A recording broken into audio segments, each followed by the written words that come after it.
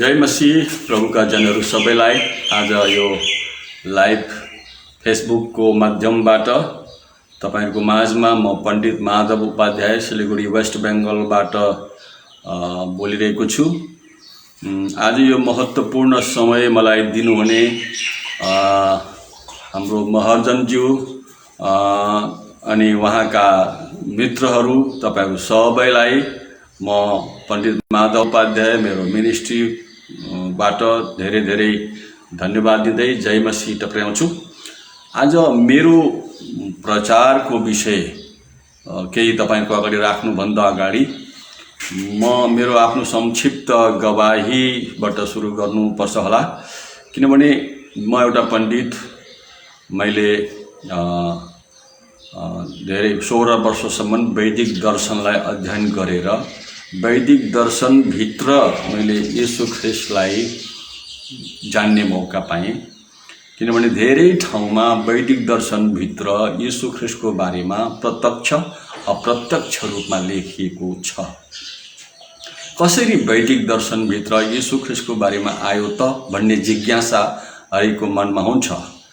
किनभने वैदिक दर्शन साथसाथै आर्य इतिहास पनि जोडिएको हुन्छ र आर्य इतिहास अनुसार वैदिक दर्शन भित्र हामी आर्यनहरू कसरी जोडिन पुग्यौं भन्नुहुन्छ भने हामी आर्यनहरू हिब्रू अथवा हिब्रू जाति इजरायली यहुदी जातिहरूको साथमा धेरै वर्षसम्म धेरै युगहरूसम्म दासत्वको रूपमा हिब्रूहरूको दासको अवस्थामा रहेका थियौं।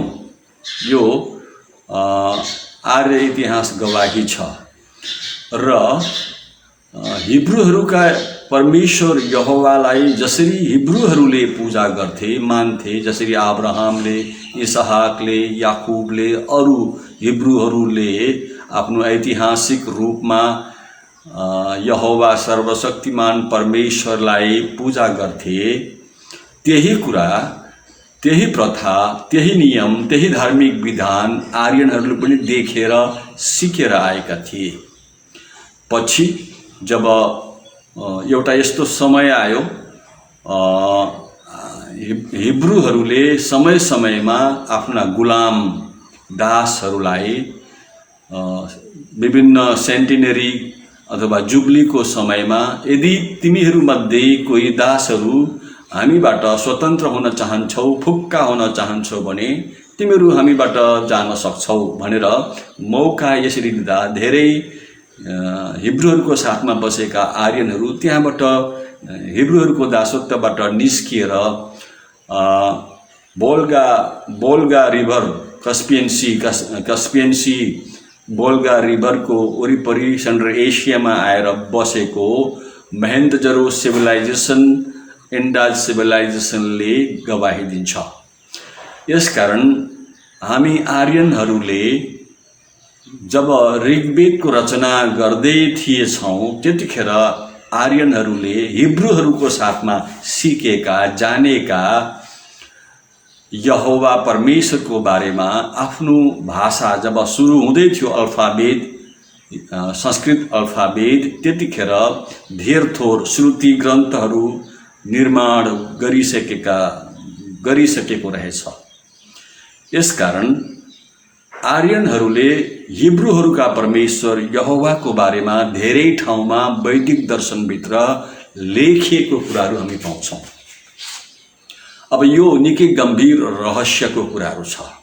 यसकारणले एउटा यदि पढे लेखेको साँच्चै नै आफ्नो पेट पाल्नको लागि होइन, इतिहास धार्मिक वैदिक इतिहासलाई जान्नको लागि पढेको ब्राह्मण पुरोहितहरू र शास्त्रविदहरू यदि हुन् भने उहाँहरूले आर्यन इतिहासको बारेमा निश्चय पढेका छन्। ऋग्वेदको ज्ञान धेर थोर निश्चय हुनुपर्छ।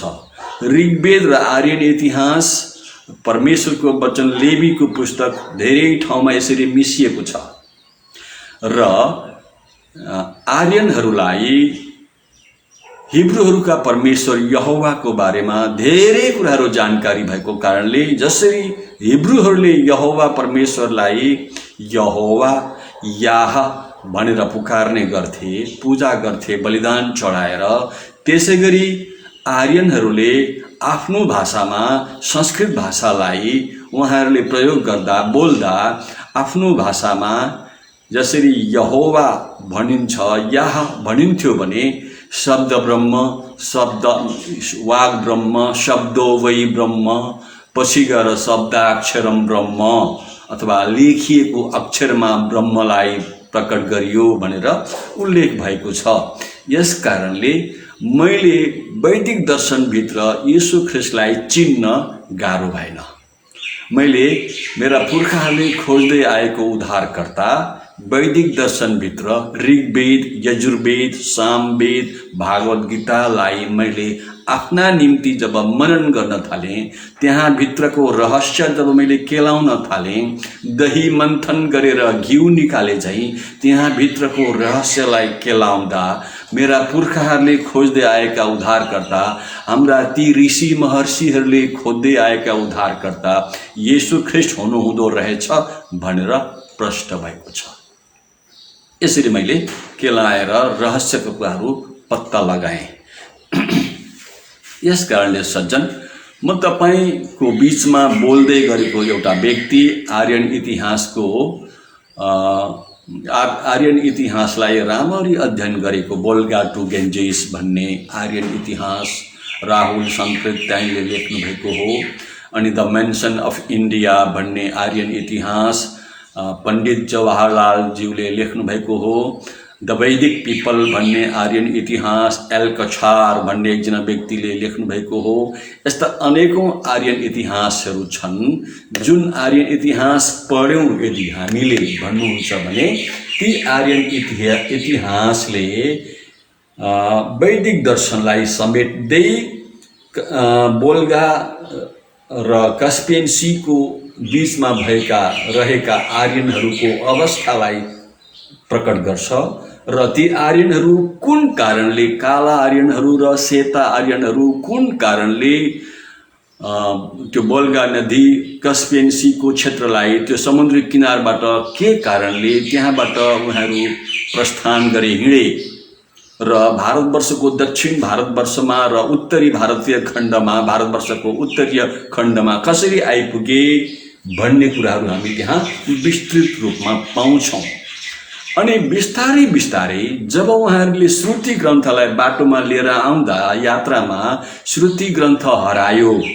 श्रुति ग्रन्थ हराएको कारणले भारतवर्षमा आएर नैमिषारण्यमा, जुन बिहारमा यूपीमा पर्दछ, नैमिषारण्यमा आएर उहाँहरूले त्यही ग्रन्थहरूलाई फेरि पनि स्मृति गर्दै लेख्न थालेका छन्। जसरी लेखिएको छ, नैमिषे निमिषे क्षेत्रे श्रीशय सौनकादय सत्रम स्वर्गाय लोकाय सहस्रम समासत तैकदातु मुनय प्रातहुत हुताग्नय संस्कृतम सुतमासिनम प्रपक्षुइदमादरात भनेर यो मजाको एउटा इतिहास छ।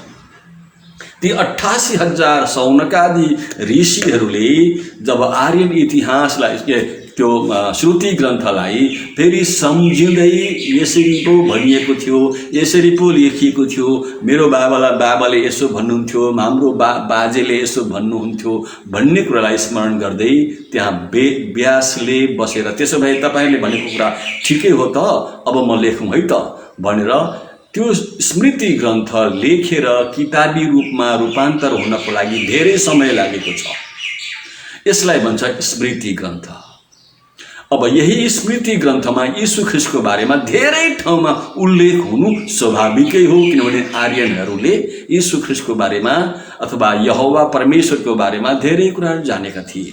यसै कारणले यूहन्ना सुसमाचार बाइबल, परमेश्वरको वचन यूहन्ना सुसमाचार 1 अध्यायको 1 पददेखि लिएर 14 पदसम्मलाई बुझ्नको लागि मलाई तकरिबन 3 महिना लागेको थियो। मैले तुलनात्मक अध्ययन गर्दा 3 महिनासम्म मैले निकै मन्थन गरेँ। अन्तमा मेरा पुर्खाहरूले खोजेको उहाँहरू पाउनु भएन, उहाँहरूको आफ्नो कमजोरी हो, तर मेरा पुर्खाहरूले खोजेको उद्धारकर्ता, 84 लाख जुनीको चक्रबाट बचाउनेवाला उद्धारकर्ता येशू हुनुहुँदो रहेछ भनेर पहिला मैले दिमागमा बुझेँ। ज्ञानले बुझेँ।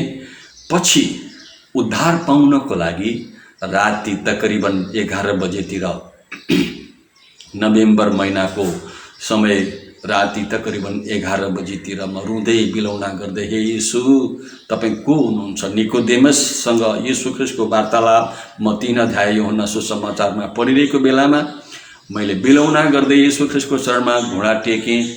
अनि त्यहाँ मैले प्रत्यक्ष रूपमा मेरो गुरुको फोटोतिर म फर्केर प्रार्थना गरिरहेको बेलामा त्यही यीशु ख्रीष्ट मेरा निम्ति सारा संसारको निम्ति बलिदान हुनुभएको, रक्तम्य छटपटाउँदै बलिदान हुनुभएको यीशु ख्रीष्टलाई मैले देख्न पाएँ दर्शनको रूपमा। सपना दर्शनको कुरा गर्दै छैन, वास्तविक मेरो यही आँखाले मेरा निम्ति सारा संसारको निम्ति तपाईका निम्ति बलिदान हुनुभएको, रक्तम्य छटपटाउँदै बलिदान हुनुभएको येशूलाई मैले देखेको छु सज्जन।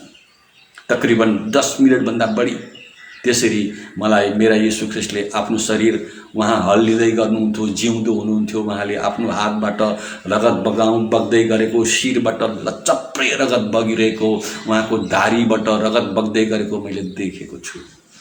यस कारणले मैले मेरा प्रभु यीशु ख्रीष्टलाई वेदभित्र वैदिक दर्शनले उल्लेख गरिएको यीशु ख्रीष्टलाई मैले मेरो प्रभु र उद्धारकर्ताको रूपमा विश्वास गरेँ। मेरो आवाज तपाईँ कति सुन्दै हुनुहुन्छ म जान्दिनँ। जहाँसम्म लाग्दैछ मैले बोलेको आवाज आजका श्रोतागणहरू, तपाईँहरू जसरी आजको यो लाइभ फेसबुकमा जोइन हुनुभएको छ, तपाईँहरूले निश्चय सुन्दै हुनुहुन्छ, मलाई विश्वास छ। अब म आजको वचन सम्बन्धी तपाईँसँग केही कुराहरू राख्नेछु। हिब्रूको पुस्तक भन्नुभन्दा अगाडि तपाईको बीचमा म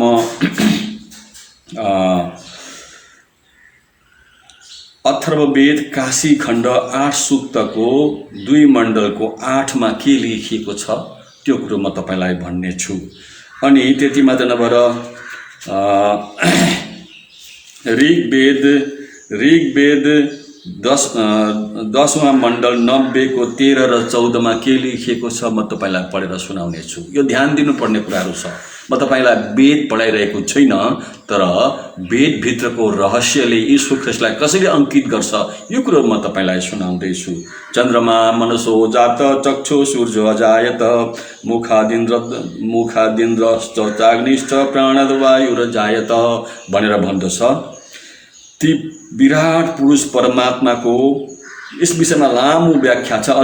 अझै समुद्र दर्णवादधि संवत्सरो अजायत अहोरात्राणि विदधत विश्वस्य विशतो वशिम भनेर भन्दछ भने, यसै गरी मैले अघि पनि भने अथर्ववेद काशी खण्ड 8 सूक्तको 2 मण्डलको 8 मा लेखिएको छ, हाम्रो वैदिक इतिहास, वैदिक दर्शन, वैदिक विज्ञान 4 अरब 32 करोड वर्षको पुरानो इतिहाससम्म पकडेको छ हाम्रो वैदिक दर्शनले। भने पवित्र वचन, परमेश्वरको दिव्य वचन बाइबलले यो ब्रह्माण्ड अस्तित्वमा आउनुभन्दा अगाडिदेखिकै कुराहरू गर्दछ। तपाईलाई स्पष्ट होस्, परमेश्वरको दिव्य वचन यूहन्ना रचित सुसमाचार 1 अध्यायको 1 देखि लिएर 14 पदसम्म बुझ्नको लागि ब्रह्माण्ड अस्तित्वमा आउनुभन्दा अगाडि नै भएको घटना, परमेश्वरको पुत्र प्रिय प्रभु येशू ख्रीष्टको उहाँको अस्तित्वको बारेमा, उहाँको सार्वभौम सामर्थ्य सत्ताको बारेमा प्रकट गर्दछ। भने हिब्रूको पुस्तकमा लेखिएको छ, उहाँ नै परमेश्वरका महिमाको प्रतिबिम्ब र परमेश्वरकै स्वभावको वास्तविक प्रतिरूप हुनुहुन्छ र सम्पूर्ण विश्वलाई आफ्नो वचनको शक्तिले सम्हाल्नुहुन्छ। पापको शुद्धि गर्नु भएपछि महिमित परमेश्वरको दाहिने बाहुलीपट्टि उच्च स्थानमा उहाँ विराजमान हुनुभएको छ भनेर हिब्रूको पुस्तक 1 अध्यायको 3 पदले भन्दछ।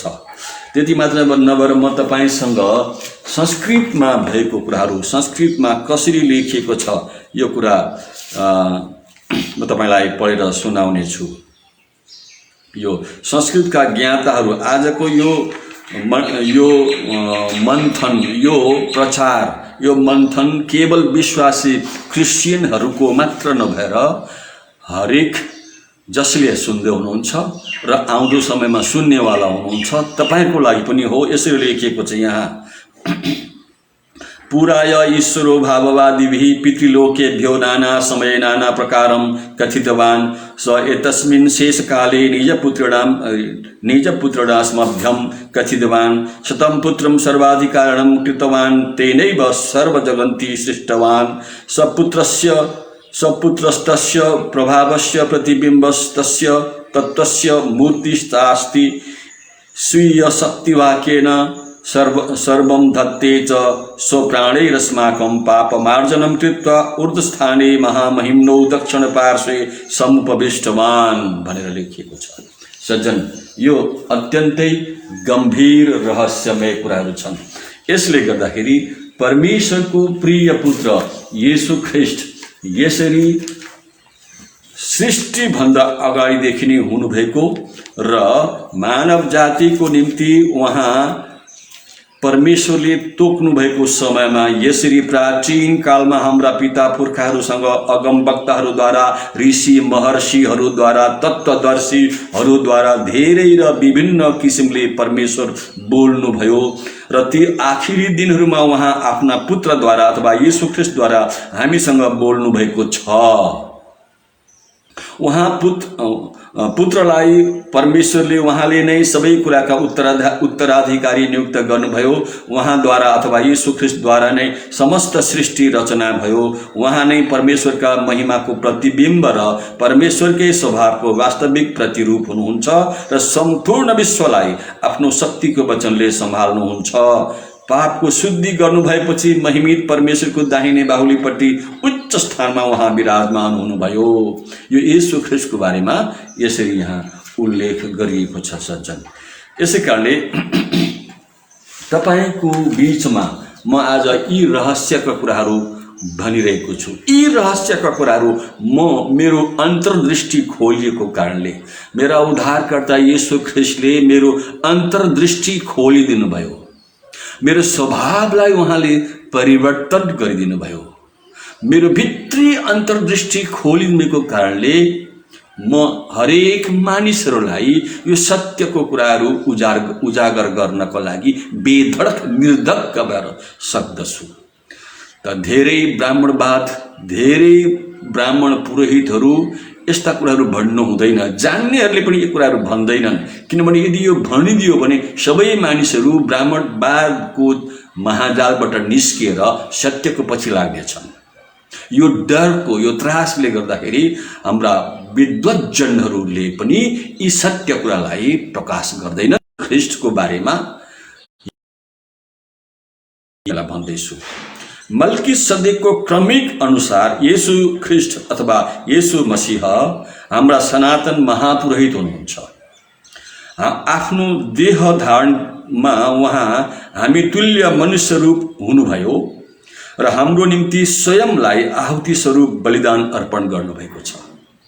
सज्जनहरू, यो कुरा केवल बाइबल परमेश्वरको दिव्य वचनले मात्रै प्रकट गर्छ, अरू कुनै धर्मशास्त्रले प्रकट गर्दैन, न त अरू कुनै धर्म गुरुहरूले नै यी कुराहरू प्रकट गर्छन्। यो दिव्य परमेश्वरबाट पाएको दिव्य शक्ति, दिव्य ज्योति हो। सबैसँग यो कुरो हुँदैन। किनभने लेखिएको छ, गोमंशम मही पतने खण्ड खण्ड मही तले काक श्वान न खादन्ती ब्रिजौत्तम भनेर। यो सबैलाई म प्रकाश पार्दिन। जसले आज यो भिडियो हेर्दै हुनुहुन्छ, यदि तपाईँ संस्कृत भाषाको विद्वत व्यक्ति हुनुहुन्छ भने तपाईँले यो कुरा अर्थ लगाउनुहोस्। किनभने सबैलाई यो अर्थ लगाएर हाम्रो ब्राह्मणवादलाई शर्ममा पार्न म चाहन्न। हिब्रूको पुस्तकले येशूलाई परमेश्वर मनुष्य भएर उहाँ भविष्यवक्ताको रूपमा महापुरोहित तथा महाराज धीराजको रूपमा प्रस्तुत गर्नुभएको छ येशू ख्रीष्टलाई। उहाँको परमेश्वरत्व मनुष्यत्व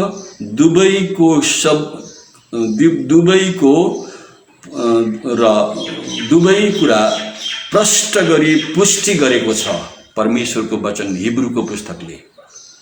यस पुस्तकमा उहाँको नाउँ अनेकौं रूपमा पाइन्छ। येशू ख्रीष्टको नाउँ हिब्रूको पुस्तकमा अनेकौं रूपमा पाइन्छ। के को रूपमा म तपाईलाई विस्तारित वर्णन गर्दैछु। उहाँको विशेषताहरू एवं उपलब्धिहरूको वर्णन हिब्रूको पुस्तकले गरेको छ। येशू ख्रीष्टको विशेषताहरू एवं उपलब्धिहरूको वर्णन भएको छ भने उदाहरण स्वरूप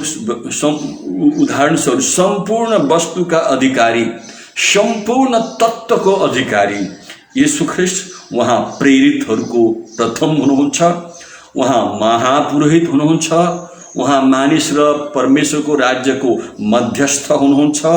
विश्वका कर्ता एवं उद्धारक हुनुहुन्छ येशू ख्रीष्ट। सज्जन, यो रहस्यमय कुराहरू यसरी ज्योति स्वरूप धरतीमा ओर्ली आएको थियो। उहाँ सबै अग्रजहरूमा सर्वोत्कृष्ट हुनुहुन्छ। येशू ख्रीष्ट जस्तो अर्को कुनै धर्मगुरु अग्रज अगुवा छैन, हुनेवाला पनि छैन, थिएन पनि। अनि भविष्यवक्ताहरूमा सर्वोत्कृष्ट हुनुहुन्छ येशू ख्रीष्ट। येशू ख्रीष्ट बाहेक अर्को कुनै सर्वोत्कृष्ट भविष्यवक्ता छैनन्। त्यति मात्र नभएर ऋषि महर्षिहरू र महात्माहरूमा अत्यन्तै सर्वोत्कृष्ट येशू ख्रीष्ट हुनुहुन्छ। येशू ख्रीष्ट जस्तो ऋषि, येशू ख्रीष्ट जस्तो महर्षि, येशू ख्रीष्ट जस्तो महात्मा, येशू ख्रीष्ट जस्तो साधु अरू कोही थिएनन्, भएनन्, हुनेवाला पनि छैनन्। सबै यज्ञहरूको अन्त येशू ख्रीष्ट हुनुहुन्छ। सबै बलिदानको अन्त येशू ख्रीष्ट हुनुहुन्छ। यसकारणले वैदिक ग्रन्थमा, वेदमा, भागवत गीता 3:10 श्लोकमा, ऋग्वेदमा, यजुर्वेदमा जसरी उल्लेख गरिएको छ यज्ञ स्वरूपा भनेर, येशू ख्रीष्टको जस्तो बलिदान अर्को कुनै छैन। उहाँ यज्ञ स्वरूपा हुनुहुन्छ। उहाँले मानव जातिको पापको प्रायश्चितको लागि गर्नुपर्ने बलिदान र प्रायश्चितको काम आफ्नो बलिदानद्वारा सिद्ध्याउनु भएको छ। अब अर्को कुनै बलिदानको खाँचो छैन। सज्जन, यसै कारणले सर्वशास्त्र सुनिश्चित येशू ख्रीष्टलाई संसारका सबै शास्त्रहरूले सुनिश्चित गरेको छ कि उहाँ नै सारा संसारका उद्धारकर्ता हुनुहुन्छ। हाम्रो वैदिक दर्शनले त भन्छै भन्छ, गुरु नानकले पनि भन्नुभएको छ, पुनरासी काटासी सा श्री संकेत जगतकै ईसा भनेर। अनि यता कुरान ग्रन्थमा पनि येशू ख्रीष्ट मानव जातिको लागि बलिदान हुनेको कुराहरू भन्दछ भने अनेकौं धर्मशास्त्रमा येशू ख्रीष्टको बलिदान र उहाँको अवतरणको बारेमा उल्लेख गरिएकै छ। त्यसकारणले येशू ख्रीष्टलाई संसारका सबै शास्त्रहरूले सुनिश्चित रूपमा प्रकट गरेका छन्। उहाँ सम्पूर्ण खोजको अन्तिम टुङ्गो हुनुहुन्छ। सज्जनहरू, संसारमा मानिसहरूले धेरै खोज गरे। वैज्ञानिकहरूले, पुरातत्वज्ञहरूले संसारको अस्तित्वलाई, संसारका चिजबिजहरूलाई जसरी खोज गरे त्योभन्दा बढी मात्रामा आत्मा बचाउने कुराहरू खोज भएको थियो। ती खोज गर्ने, अन्तमा खोजी गर्ने व्यक्तिहरूले टुङ्गो लागेर भने हामीले हाम्रो खोज पत्ता लगायौँ। जसरी हिमालय माउन्टेन एभरेस्टदेखि माथि अर्को कुनै चुचुरा छैन, त्यसै गरी येशू ख्रीष्ट संसारमा सबै बलिदानको अन्त्य, येशू ख्रीष्ट संसारमा सबै नेताहरूको महानेता, येशू ख्रीष्ट संसारमा सबै गुरुहरूको महागुरु, येशू ख्रीष्ट संसारमा सबै प्रभुहरूको महाप्रभु, येशू ख्रीष्ट संसारमा सबै साधुहरूको महासाधु, येशू ख्रीष्ट सबै तत्त्वदर्शी तत्त्वज्ञानीहरूको पनि महातत्त्वज्ञानी, येशू ख्रीष्ट तत्त्वदर्शीहरूको पनि महातत्त्वदर्शी हुनुहुन्छ। येशू ख्रीष्ट सबैभन्दा सर्वोत्कृष्ट हुनुहुन्छ। उहाँले सबै कामहरू सिद्ध्याउनु भयो। बलिदानको बेलामा उहाँले भन्नुभयो अब सिद्धियो। यसकारणले सज्जन, म तपाईसँग विनम्र अनुरोध गर्दछु, दुई हात जोडेर, म पण्डित माधव उपाध्याय, तपाईले यदि येशू ख्रीष्टलाई विश्वास गर्नुभयो भने धर्म परिवर्तन गर्दै हुनुहुने छैन। तपाईले यदि यीशु ख्रीष्टलाई विश्वास गर्नुभयो भने तपाईले मान्दै आएका धार्मिक विधान पूरा गर्दै गर्नुहुनेछ। अर्को कुरा, तपाईको खोज यीशु ख्रीष्टमा टुङ्गो लाग्नेछ। तपाईलाई चाहिएको उद्धार यीशु ख्रीष्टले उद्धारको काम सिद्ध्याउनु भएको छ। तपाईले यीशु ख्रीष्टलाई यदि आफ्नो व्यक्तिगत प्रभु र उद्धारकर्ताको रूपमा विश्वास गर्नुभयो भने तपाई अब टुङ्गो लागेको, तपाईको खोज सिद्धिएको, पत्ता लागेको, ढुक्क परेको र पूर्ण भरोसा यीशुमाथि गरेको व्यक्ति हुनुहुनेछ। यसकारणले क्रिस्चियनहरूलाई मानिसहरूले विश्वासी भन्छ। यीशु ख्रीष्ट मेरा निम्ति मारिनुभयो, उहाँ परमेश्वरको राज्य परमधामलाई छोडेर आउनुभयो, उहाँ ब्रह्म स्वरूपा हुनुहुन्छ, शब्द ब्रह्म हुनुहुन्छ। अनि यीशु ख्रीष्ट मेरा निम्ति मारिनुभयो, गाडिनुभयो, बौरी उठ्नुभयो, यीशु ख्रीष्ट मेरा प्रभु हुनुहुन्छ। म यीशु ख्रीष्टमा अडेस लागे, म ढुक्क भएँ भनेर मानिसहरू ढुक्क पर्छन्। जसरी म पण्डित माधव उपाध्याय यीशु ख्रीष्टमा ढुक्क भएको छु। अब मेरा निम्ति 84 लाख जुनीको चक्र छैन, त्यो चक्र यीशु ख्रीष्टले काटिदिनुभएको छ। अब म यीशु ख्रीष्टको शरणमा ढुक्क छु। म मृत्युदेखि डराउँदिन।